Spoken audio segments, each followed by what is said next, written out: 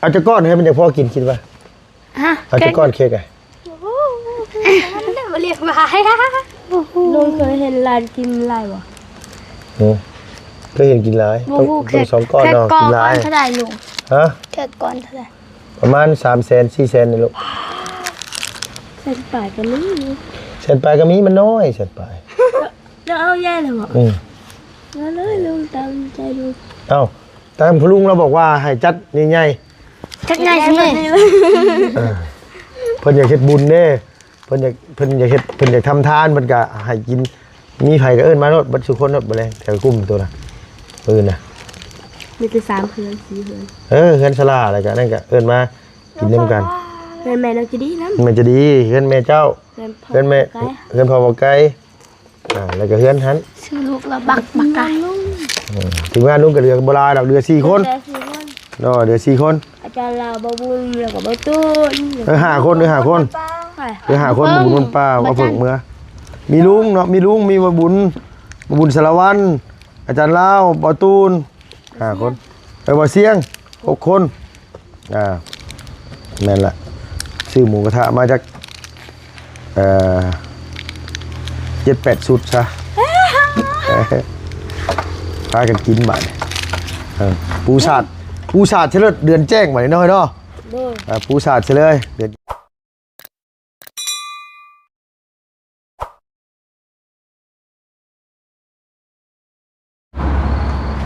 ตัดภาพมาวันนี้ปานบ่เคยกินขนมโธ่ตั้งกล้องเพื่อนเลยเขาให้ทงกินอยู่แต่ว่ายังไม่ได้กินยังไม่ได้ทุกสบายดีลุงละทิปไม้ให้ลุงไง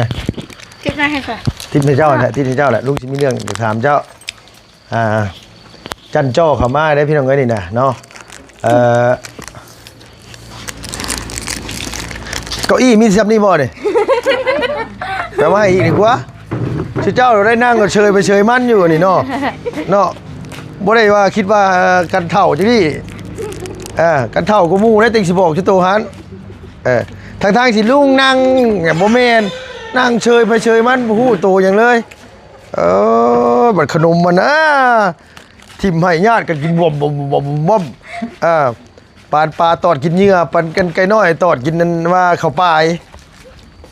หน้าสาวกับพ่อหน้าสาวได้ขนาดยันว่าลุงสินั่นยืนเล่าบ่ว่าสิยืนเอาอย่าไปเรียนลูกละจริงๆเลยโอเคได้เลยลูกได้โอเคแล้วแซ่บบ่ขนมนะเราไม่มีเสิร์ฟหรอเนี่ยวันเกิดอื่นลูกอยากกินยังกินตำจิงไก่วันนี้แหละมันอื่นกินยังก็ได้มื้อนี้อยากกินตำตีนไก่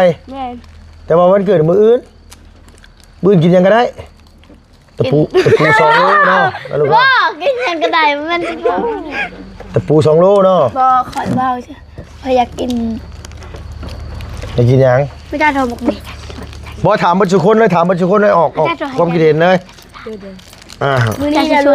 งถึงได้เมื่อวานโดยเมื่อวานลุงถึงได้ลุงเลี้ยงมื้ออื่นลุงก็แต่มันเกิดแม่นกินมื้อนี้น่ะลุงกินชิ้นดาดโดยชิ้นดาดนี่เขาต้องมีกุ้งน้ำเนาะไปซื้อกุ้งอยู่เวียดน้ำเนาะมื้อนี้บ่มื้ออื่นไปแล้วลูกไปซื้อกุ้งอยู่เวียดไปยังให้ลุงไปคงไม่ขี่รถบ่ได้เนาะไปนำเนาะไปก็ไปลูกละเฮ้ยยิ้มนะนี่เลยเรียมชิบหายเลยดีใจขนาดเลยกินชิ้นลาดนะลูกเนาะชิ้นลาดแล้วก็บอกพ่อบอกพ่อเจ้าบอกพี่น้องเจ้าน้ำเด้อเคยบ่มีพี่น้องบ่มีพี่น้องใช้กันแม่แต่กิ้งบอกว่าทุกคนนะพ่อพี่น้องพ่อไอ้ไก่นี่ดิเด้อบือเด้อจัดวันเกิดด่านเด้อมากินน้ำกันเด้อเขาจะซื้อมาเพื่อเด้อมาพี่น้องคอยมีอะไรนะเขาให้กงมีให้คอยมากินหิวข้าวเขาให้ไปชงแล้วคอยเนี่ยบ่มีกินน้ำกันคอยเบิ่งเสร็จเราปลาน้อยเป็นเรื่อยเอาขวดน้ำมาตั้งพี่ก็ได้เอามาตั้งพี่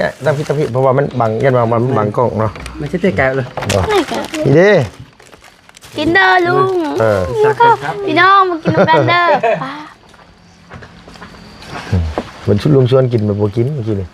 อยากกินตำตีนไก่ลุงถึงเรียกอยากกินตำตีนไก่เนาะ โดย แต่บื้นพอลุงแล้วเรียกนี่อาจจะกินชิ้นลาดกินชิ้นลาด พูดมากก็แบ่งกันได้ลูกคนละครึ่งคือมักอ้วไปเห็นป่ะเอาแค่นมันเอาตัวมีอย่างยังนั่งตัวมืออื่น ไปคว้านะ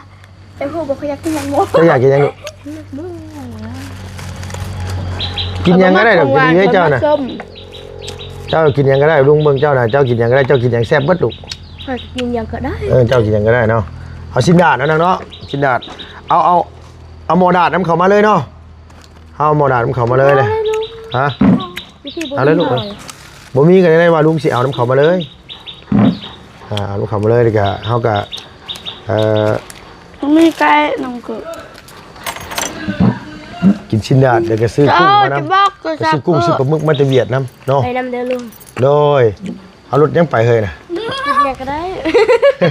ขอไปกันไหมครับประตูนก็อยากไปเปิดโรงเรียนประตูนเนาะ โดยชวนมาตุนไปน้ำเนาะกันหลายคนไปซื้อปลาหมึกกับกุ้งไปยังไงแต่สิลาดลุงสิแลลงไปซื้อเซโปนกับเค้กมาให้ลานอื่นไอ้ประตูนเปิดมือเลยไม่เปิดไอ้วันเกิดกูไม่ผมมีวันเกิดเจ้าวั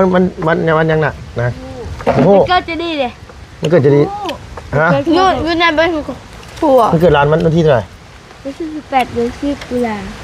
อ๋อเดือนตุลาพ่ออ๋อวันที่18 ตุลาน้องนี่เกิดวันที่22สิงหาเกิดก่อนเจ้าเดือนนึงลูกสาวลุงลุงมีลูกสาว ไม่น้อยสักนี่น่ะลุงนี่ขึ้นมาเป็นเลยเนาะเอาเกิดว่าถึงมาเกิดเดือนในซื้อโดยเดี๋ยวเนี่ยก็ตกกินคือมาชวนจากหน่อยกินไปข่าวลุงไปหาข้องกระป๋อมนะไปมาปิ้งก้อยไปใส่ม่วงน้อยไปให้กระป๋อมมาหลายหนูโอ้ยบอกจะซื้อบ่เคยลุงเห็ดบาทบ่ลุงเพื่อนล่างเห็ดบาทและเห็นตัวรถกระป๋อมแม่นบ่แม่นลุงไปหาแดดๆสิก็บ่ได้พ่อจักโตเลยพี่น้องเอ้ยลุงร้านซื้อเลยว่าลุงบ่มีกระป๋อมแม่นบ่ร้านเห็นน่ะกว่า10โตอีกแต่ร้านของบ่เป็นโอ้ก้อยแซ่บแท้ๆได้ก้อยใส่ม่วงซอกินตอนนี้หรือกินตอนแรงตามติงไก่นะตอนแรกก็ได้เอาไม่ดีน่ะคนนี้กินหลายค่อยกินเยอะทำอันหมักทั้งผู้น้อยผู้ใหญ่เนาะเอาชิ้นดาดนะลูกเนาะเอาชิ้นดาดเนาะมือเนาะชิ้นดาดแล้วก็เค้กเอาซื้อก้อนใหญ่ๆแล้วพี่น้องเค้กเอาก้อนใหญ่ๆเลยเคยเป่าจักเทื่ออยู่บ่บัดนี้แล้วไอ้ไก่กับน้องสาวกับน้องแต่กิ่งน้องจะดีสิให้เป่าน้ำมันว่าเลี้ยงมืออื่นนี่ญาติกันเป่าแซวแล้วมือนี่พอแห้งแหละเดี๋ยวเป่านะใจเย็นค่ะขอใจเย็นงานใจเย็นแค่เคยจัดวันเกิดบ่ลูกอ่ะเจ้าบ่เคยเทื่อลุงกับบ่เคยจักเทื่อเลยบ่เคยจักเทื่อลุงเกิดมาลุงมันเลยวัยลุงแหละมันเลยวัยจัดวันเกิดแหละแต่ยังน้อยมันมีโอกาสได้จัดคือเจ้าสิแหละเฒ่ามาหลดมีโอกาสอยู่แต่บ่อยากจัดบัดนี้นะชื่ออยู่ลุงจัดเดือน6วันที่5นี้เด้อเดี๋ยวเราติดไปฉลองให้ชื่อแรกมาละผมดูเพิ่นเอาเตี้ยวมาให้หลานกับเนี่ยพี่น้องเอ้ยง่ายตำเตี้ยวกับอันนี้เพิ่นอยากกินตำตีนไก่เพิ่นว่าเดี๋ยวลุงสิซื้อมาเฮ็ดกินอยู่นี่เนาะเลี้ยงหลานๆก่อนถึงเลขพี่น้องเอ้ยเลขลาวมันออกท่านโบราณบอกเลยเลขป่าไม่เอาเลขเนาะเลขหน้าเนาะเมื่อคืนนี่ลุงชื่อนะเมื่อคืนนี่641มันออก643เมื่อคืนนี่มันออกเลขออกเลขเมื่อวานประหัสเด้เมื่อวานประหัสมันออกเลขหน้าประหัสนะคือลุงมื้อนี้วันศุกร์เลยลุงกับเมื่อวานมันประหัสเมื่อวานนี่นะออกเลขหารมันออกชั่วโมงเลขชั่วโมงนี่นะมันพูดแล้วเลขออกตลอดวันแต่วันจันทร์ฮอดวันศุกร์เขาแม่นแต่วันจันทร์ฮอดวันศุกร์ออกตลอดมันนี่นะชำชีชื่อผู้ใดมักชื่อเลขนะแต่เมื่อคืนลุงก็ชื่อเลขจับลักกระถึกเลข3ตัวพิษตัวเดียวเมื่อคืนนี่แต่มันถึงเลข3ตัวเมื่อคืนนี่นะ เท่าไหร่ ตัวละ10,000โอ้ย เท่าไหร่คือ ซึ่งตัว คือบอก บ่ถือยังมาพิษตัวเดียวลูกล่ะลุงซื้อ641มันออก643ถ้ามัน6ออก641ให้ลุงได้3ตัวโอ้10ล้านบ่ได้เลยเนาะผมมีเจ้าเป็นหยังคือบ่ปากบ่ติงนะเมื่อยบ่บ่เดี๋ยวว่าเมื่อยนะ ยันอะไรยันนอน เอาเป็นหยังคืออยากนอน ไม่ได้ไหวไม่ได้อยากนอน เรา คือบอกปากเนาะ เออ ปากซื่อๆเนาะ บ่สบาย เนาะเขามั่งน้ำตูเด้ฮู้ได้พี่น้องเอ้ยว่าหลานจะกินหยังมันจังถือเฮาจัดวันเกิด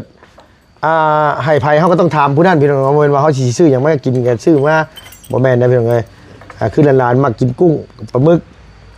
ชิ้นดาดมื้อนี้ลูกสิจัดให้เลยมื้ออื่น สงบแช่ นะเดี๋ยวมื้อสิจัดให้เลยมื้อ เรีย นี้ กมือจ้าจะได้ปลาหมึกมือแล้วก็ได้กูจ้ากินลายเดี๋ยวเราหักในนอนมือ กินเลยหากตลอดกินจนหากพี่น้องเอ้ยเขามั่งน้ำลุงน่ะเดี๋ยวสิซื้อนี่อันมามื้อนี้น่ะสิมาเฮ็ดกินอยู่นี่มีครกอยู่บ่เอ้ยมีครกอยู่บ่ ไปเอาเดี๋ยว ท้องอยู่ไป อยู่นี่ครกมันบ่ได้แล้วมันน้อยโพดครกมันนั่นน่ะอยู่นี่น่ะครกน้อย คุกสลามยืมรถคุกสลาใหญ่ ครกฉลาดใหญ่บ่เดี๋ยวชวนฉลาดมากินน้ำเนาะ เราเป็นเลยเราว่า แล้วเจ็บท้อง เจ็บท้องกินได้ จะท้องกินได้ เราดีแล้วเด้ เราดี เรากินเนาะ น้อย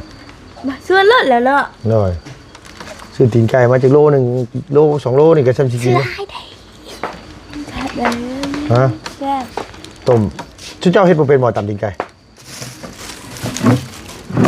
แต่ประเด็นจะขายของกินเคเอยนะเคยบอกใคร อ แล้วเขากินนะ หน้าสาวเจ้าเนี่ยจะขายของกิน ร้านใครร้านได้เฮือนนี่ร้านสิตังเขาใส่เครื่องเสื้อผ้า ขายเสื้อผ้าขายออนไลน์ป่ะลูกพอเก่งคือเจ้าได้อีกดอกเวลาเขาเขียนมากวนกับกวนเขาก็กวนกลับด้วยนะเนาะแบบนั้นได้ขายทีเดียวเสร็จหมดแล้วนะ ขายทีเดียว ขายทีเดียว ไผ่บ่เอาจานเลยได้เฟสเลยไผ่บ่เอาคือ เพิ่นมาเฝ้าโรงงานพี่น้องเอ้ยมื้อนี้เพิ่นพากันมาเฝ้าโรงงานเพราะว่าทางพอน้องเลี้ยงเพิ่นไปเสียยามันแม่นบ่ล่ะ ขายเครื่องออนไลน์มันยังบ่มีคืน ทางอาจารย์ลาวว่าเสียให้อยู่บ่แม่นบ่ มาคนจะไปตาน้องไป แต่เราเฮ็ดให้กัน ไปขี้บ่จริงทาง ได้เลยลูกหลานเอ้ยคอยเป็นคอยไปเงินมันหายากซุมื้อนี้นะเนาะ คือดำหน่อย ได้เฮือนก็ต้องได้đó anh là chị á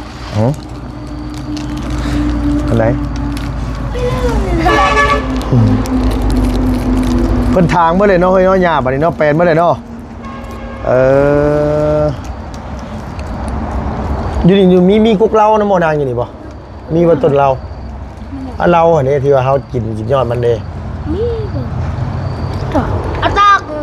cái em này rồi à ra mẹ này gì nào ôi à có kìa ไปหามาแกงเนาะเฮ้ยเนาะ กินบ่ แกงแซ่บเลย หมดแล้ว แกงใส่กระดูก กินแล้วนะมันกินเลย บอกถึงว่ามื้อหน้าเออมื้อหน้าเลยบอกสุกี้มานำได้อมื้อหน้ากินมันเกิดเด้อไปทางไหนว่าสิมาจับกล้องให้กับมิดชะม้อย แต่ว่ายังบ่มีเงินไปน้ำเขาก็บ่ม่วนบ่มีเงินแล้วว่านั่น บ่มีเงินกับลุงไปซื้อให้กินดอก บ่แล้วว่าต้องมีเงินไปเราต้องมีเงินเราออกเงินเดือนนี้ก้อนแล้วว่า เงินเดือน ลุงโทรแล้วลงไปลุงโทรแล้วว่ามาเด้อลุงบอกมันเชื่อเฮาบ่ได้ถือกันเนาะ บ่ได้ถือกันบ่ได้ถือกันกับสุกี้บ่ อ้าวเวลาเราอยากกินอะไรอย่างเราช่างเขาเวลาเราอยากหายโอ้ไม่ยาก แม่นบ่แล้วบ่ได้ใจดีคือของมีบ่ บางทีใจดีก็ใจอยู่ใจดีบางที บางทีใจดีก็ใจดีเนาะ เด้อ บางทีบ่ใจดีก็บ่ใจดีลุงคือกัน คือกับลุงนั่นแหละ ลุงกับเวลาจะดีก็จะดีเวลาลุงใจบ่ดีก็บ่ดี คือกันเลยก็สกย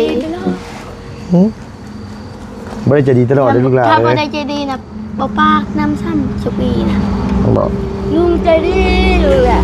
ลุงจะดีลุงบ่จะดีลุงกับปากน้ำคือเก่า ลุงใจดีที่สุดเลยลุงมีใจดีอยู่แต่เรามีอย่างเราก็ให้ร้านกิน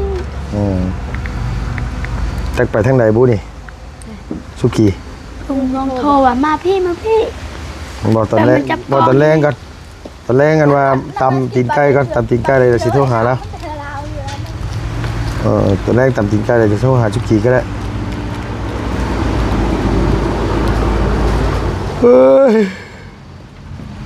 ง่วงเลยพี่น้องเอ้ยตื่นแต่เช้าพ่นมื้อเช้านี่ก็ได้ ลุงตื่นจังโมง 6 โมงจัดวันเกิดให้เพิ่นเนาะ งาน 2-3 คนเนาะหล่อคะแนน ไพ่เนี่ย หลานแล้วหลานเมียหลานอยู่บ้านเขาจะจัดวันเกิดให้เมียมันมือตัวก็ได้เป้าเลยนะไงเอาจะก้อนให้มันจะพอกินคิดป่ะ ฮะ เอาจะก้อนเค้กไง มาเรียกว่าให้ ลุงเคยเห็นร้านกินไรบ่ ก็เห็นกินหลายต้อง2 ก้อนเนาะกินหลาย เท่าไหร่ลุง ฮะ แค่ก้อนเท่าไหร่ ประมาณ300,000-400,000นี่ลูก ใส่ปากกันนี่ เศษปลายก็มีมันน้อยเศษปลาย แล้วเอาแย่เลยบ่ มาเลยลุงตามใจลุง เอ้าแต่พลุงเราบอกว่าให้จัดใหญ่ จักไงสิ ๆเพิ่นอยากเฮ็ดบุญเด้เพิ่นอยากทำทานเพิ่นก็ให้กินมีไผก็เอิ้นมาโลดบัดสุคนโลดบ่แลแถวกลุ่มตัวน่ะปืนน่ะ มีแต่3เพื่อน4เพื่อน เฮือนสลาอะไรกันนั่นก็เอิ้นมากินนำกัน เพื่อนแม่เราจะดีนะ มันจะดีเฮือนแม่เจ้า เพื่อนพ่อ เฮือนแม่ ไก่ เฮือนพ่อบ่ไกลแล้วก็เฮือนหัน ชื่อลูกเราบักไก่ ถึงว่าลุงก็เหลือบ่หลายดอกเหลือ4 คน แต่4คน เนาะเหลือ4 คน อาจารย์เราบ่บุญแล้วก็บ่ตูน 5 คน5 คน ไป เหลือ5 คนบ่บุญคนป้าเอาเพิ่งเมื่อมีลุงเนาะมีลุงมีบ่บุญสารวัตรอาจารย์ลาวบ่ตูน5 คนบ่เสียง6 คนแม่นละซื้อหมูกระทะมาจาก7-8 ชุดซะพากันกินบัดปูสาดเฉลิดเดือนแจ้งบัดนี้เนาะเนาะ โดย ปูสาดเฉลยเดือนแจ้งซะบ้า บ้านที่เรากินบ่ได้เนาะ นี่วันนี้ม้วนนี่กินวันนี้ก็ม้วน บ่ต้องย่านเลยว่ามันบ่หมดนะ นี่กินวันนี้ก็ม้วนนี่วันนี้ก็ม้วน กินพี่กระม้วนเนาะ พยานนะ เป็นยัง วริยานเคยวริยานคอยอยู่ เคยย่านเคยบ่ได้อยู่นี่ อย่างไงฮะมีเหรอย านพี มีเหรอ วันมีคนตายนี่เป็นคนตายสิ ตายซะลูก วันทางเขาฮะนะแม่เล่าแม่เมียกกพ่อเล่า อ๋อแม่แล้วตายที่ว่าอันว่าอันที่พ่อแต่จริงแม่จ้ำเหรอบ่แล้วตายอยู่หั่นเหรอ เดี๋ยวเขาเอาเมื่อแล้วเฮือนนะ เอามืออยู่เมืองพีนก็เห็นอยู่มื้อนั้นไปที่เมืองพีนน่ะ เขาบูชาอยู่เมืองพีนแล้ว เราเป็นคนเมืองพีนบ่ แม่น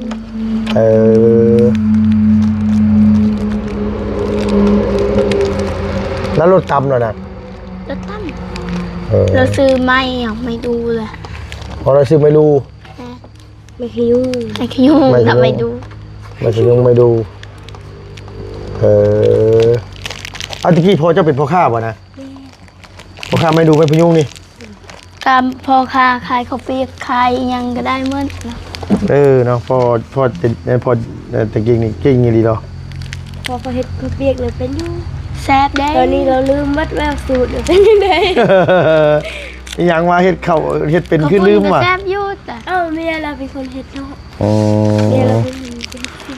ก็คือลาตะเบา แม่เจ้าเฮ็ดยังเป็นในลูกแม่เจ้าชื่อว่าไง แค่ไปกินดำๆเรื่อง เตาเบาหนักมือมันเกิด ๆ ขึ้นจริง ใครขึ้นของคนพูดก็ได้ ก็แค่ได้ยังดูละ แล้วว่าเราไม่ได้ใส่เราไม่ได้แค่ บ่ได้ทุกแค้ว เรา เธอไปทำอะไรมาเธอถึงไม่ถูแป้งฟันนะฮะ นั่นนะตอนคอยดูแควมันหายแล้วคอยหาเมื่อย เนี่ยทุกแค้วหาย แล้ว โอ้ไปซื้อมาแปลงนะลูกเด้อไปซื้อมาแปลงมา ก็ไปซื้อหมูวานี่ลืมตลอด โอ้ชื่อเด้ลูกเอ้ยชื่อได้บ่ได้เด้เฮ้ยโอ้บ่ไหว มันต้องรักษาได้เลยเนาะนี่มันเป็นแมงนี่ฮะนะเป็นแมงรักษายากก็ได้จะมีเข็มแมงอยู่ปะเราเข็มก็งามแล้วแค่นั้นแค่โอ้แค่นางนี่นะงามแล้วแค่นางนี่นะงามแล้วลูก คอยอยากดัดฟันเขียวคอยนี่แหละบอกเรา ว่าแค่นางนี่นะขนาดฟันนี่เขาต้องดึงน้องอีกได้เขาต้องดึงน้องอีกแขวตัวนั้นมันสั่นเขาต้องดึงน้องให้มันยาวกว่านี้เขาจังดัด แอลอยู่ ฮะใช้แขวจะนะแขวลุงเนี่ย เคยลุงงาม คันแขวลุงมันงามลุงไปจัดฟันละนี่แขวมันงามเลยกับโบเฮ็ด ลุงจัดให้ร้านนะ หาเงินได้ก่อนลูกหล่ะหาเงินได้เรือไส้เรือจ่ายก่อนจังว่ากัน เลื่อนใช่เลื่อนใช่รุ่น2 ล้านก็ได้ ได้บ้านบ่แม่นมันเรียกได้เอายางสีดำๆให้เด็กใส่ปากเลยเอาไปอยากได้ลุงซื้อมาเลิศ 3,000 น่ะ ใช่แขวอ่ะ แม่น 3,000 มันมีลายในยางมาทมน่ะให้เราใส่แล้วอยากได้ใส่เนาะ ก็ดัดฟันรุ่นทำไม แปลกเว้ยนางนี่เป็นยังคือว้าวหมดนี่บ่ละ คือเก่าล่ามาลุง แมนบ่มันถึงไหนอยู่แบบว่า แปลก ลูกหลานถามมากินยังบ่ตอบจะคำตัวอยากกินยังมันเกิดหลานตะปูโลนึงกับพ่อตัวน่ะตะปูตอกเฮือนนี่ลูกหลานตะปูตอกเฮือนนี่ เบ้าอ่ะ แต่เป่า อ่า ตะปูสอง ให้กูไม่กินตะปู ซื้อ2 โลเลยน่ะลุง เดี๋ยวกินยังก็ได้ว่าง่ายก็ได้เนาะถ้าเพิ่นถามก็ยากยังก็บอกแม่นบ่ล่ะบ่เป็นว่ากินยังก็ได้คันสมมุติไปเฮ็ดงานนะคนหาถามนะกินยังก็ได้ตำมะเตี้ยวมาให้กินชื่อมือก็ตำมะเตี้ยวนะจำแต่แจ้วแล้วก็ตัวว่าง่ายเพิ่นขายกินง่ายเนาะคันบอกว่าเขาอยากกินข้าวเปียกก็ได้กินเฟอยังก็ได้ต้องบอกเพิ่นเป็นซื้อมาให้เขากินเพิ่นถามเขาเด้ ก็ชูหมือก็ยอมไปตัว ทำแล้วคือยังซื้อตะปูแล้วเนี่ย ชุดตะปูแล้วมาให้กิน ว่าซื้อตินรถอยู่หั่นล่ะสิ อันนี้มาถามร้านพี่น้องเอ้ยเพราะว่ามื้ออื่นมันเกิดเพิ่นเนาะมื้ออื่นก็สิจัดวันเกิดให้น้องเลี้ยงอันนี้ก็เป็นจุดประสงค์ของทางผู้ลุงใหญ่ใจะดีเพิ่นที่เพิ่นฝากเงินมาสมทบซื้อรถนะฮะแล้วก็ฝากเงินมาให้ชุเจ้าคนละ5 ล้านตอนนั้นเด้จำได้ป่ะ เลย ผู้เพิ่มให้เงินคนละ5 ล้านตอนนั้นแล้วก็เพิ่นก็ค่อยไปเพิ่นไปเที่ยวอยู่ทางผู้ลุงเพิ่นอยู่ประเทศบราซิลพี่น้องหรือว่าอยู่บราซิลนั่นแหละเนาะอยู่แอฟริกาใต้บ่แม่นแอฟริกาใต้อเมริกาใต้โอ้ยลุงก็จำสับสนดีรอ ซื้อรถให้บ่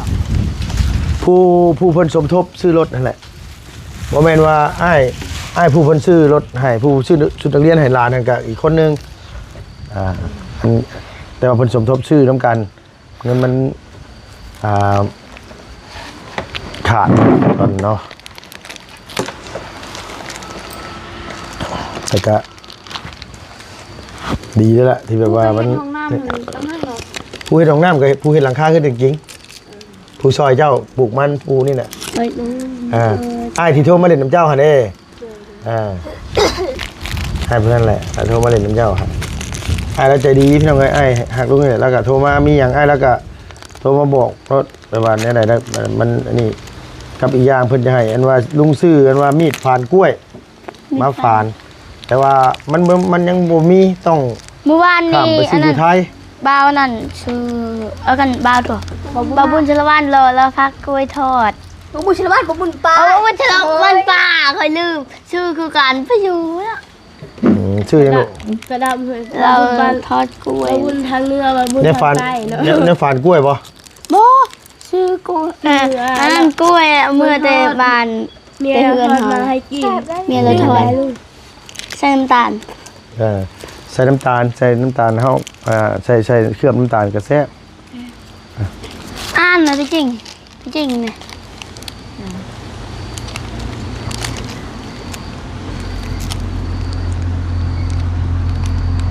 โอ้พี่น้องไอ้ง่วงนอนได้บัดนี่อันนี้นี่น้อยสิได้พี่น้องไอ้น้อยกินเก่งได้นี่นะกินโคตรจุเลยนะคนตัวน้อยกินหลายกินจนยอมลุงน่ะแบบว่าลุงตัวใหญ่ สตรอเบอรี่ ยังยอมเลยอ่ะ กับผู้นี้นี่สุดยอดผู้นี้กับมันก็กินขนมบ่ได้ขาดปากขนมมีจักเอามาแต่ใช้ขนมมีหมู่เบิดแล้วแต่ร้านยังมีกินอยู่ เราเอาไว้อยู่ตรง ป้าเบิดแล้วบ่บัดนี้พอล่ามพอดีบ่ได้ทันพี่น้องเอ้ยบ่ธรรมดาบ่ได้มันกินไว้ดอกเชื่องไว้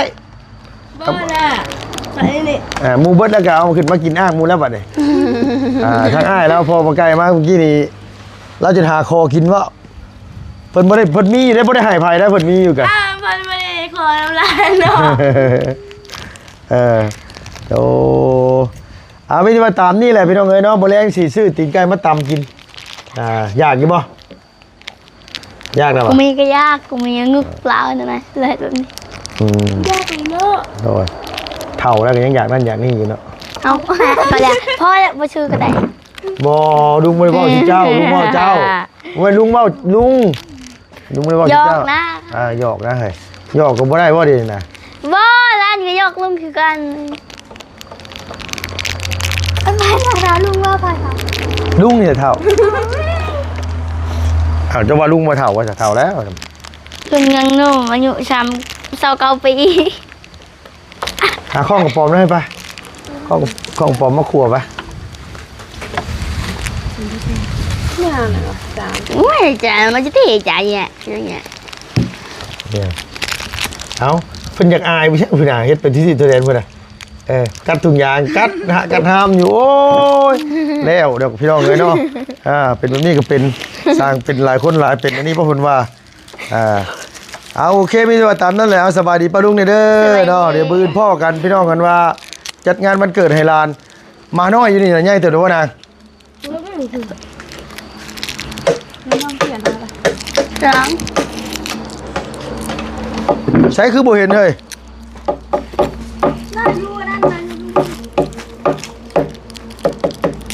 มันเข้าอยู่ในท้อง จะว่างูไปกินเมื่อไหร่วะจัก หมูนั่นนาน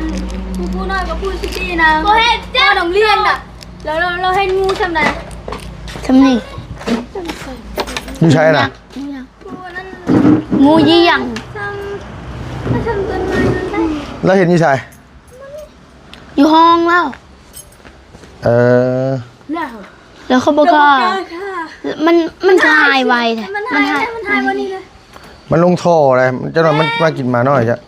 บ่เห็นเลยมัน ไหลหายไหล เป็นตัดเป็นไม่ได้โดยนอทางนี้นอ เนี่ย นี่เป็นไม่ได้พี่น้อง ไม่ เลย กระจาย โอ้เราพี่น้องสมัยนี้ก็มาทำร้านมาเพิ่นสิกินยางมื้ออื่นสิจัดวันเกิดให้หลานเนาะจุดประสงค์ของทางผู้ลุงใหญ่ใจะดีเพิ่นขอบคุณในหลายที่เพิ่นมีความเมตตาต่อลูกต่อหลานเนาะผมขอบใจหลายๆขอให้เที่ยวสนุกเด้อพ่อลุงเด้อถ้าเห็นคลิปก็มื้ออื่นเดี๋ยวลูกหลานสิถ่ายให้เบิ่งเนาะติดตามเบิ่งนำกันผมขอบใจหลายๆพี่น้องบ๊ายบายสบายดีเด้อ